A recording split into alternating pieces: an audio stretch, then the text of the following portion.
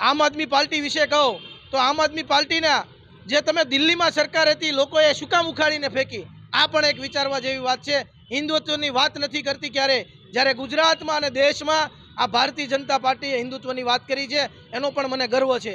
જ્યારે જ્યારે સમાજની માંગણીઓ હોય, આ જ સરકારની સામે અમે હતા, પરંતુ અમે સમાજની માંગણીઓ સાથે હતા, નહીં કે સમાજ સાથે હતા, નહીં કે અમે સરકારની સામે હતા। પરંતુ આજ સરકારે આ માંગણીઓનો સ્વીકાર કર્યો છે, તો હું તમામ ગુજરાતની જનતાને 18 વર્ણની આલમને કહું છું કે ભારતીય જનતા પાર્ટીને જીતાડી સુશાસન મજબૂત કરો અને ભાજપનો વિશ્વાસ, જનતાનો વિશ્વાસ, ઇન્ફ્રાસ્ટ્રક્ચર, રોડ ડેવલપમેન્ટ, આ સુરતમાં આઉટ ઓફ રિંગ રોડ, અમદાવાદમાં આઉટ ઓફ રિંગ રોડ, રાજકોટમાં આઉટ ઓફ રિંગ રોડ, ભાવનગરના વિકાસ, આ તમામ જિલ્લાઓના, તાલુકાના, ગામડાઓના વિકાસ કર્યો હોય તો આ ભાજપ કરી રહી છે।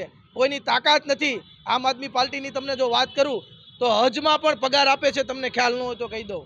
આ ગુજરાત સરકાર અને આ ભારતીય જનતા પાર્ટી ક્યાંય એવો કોઈ મુસલમાન હોય કે અન્ય ધર્મ હોય એવો કોઈ પગાર આપી અને મોટા નથી કરતા। પરંતુ આ એક કહીશ, હિન્દુત્વની વાત કરતા હોય તો નરેન્દ્ર મોદીની સરકાર જ કરે છે, બાકી કોઈની તાકાત નથી કે જાહેરમાં હિન્દુત્વની વાત કરી શકે।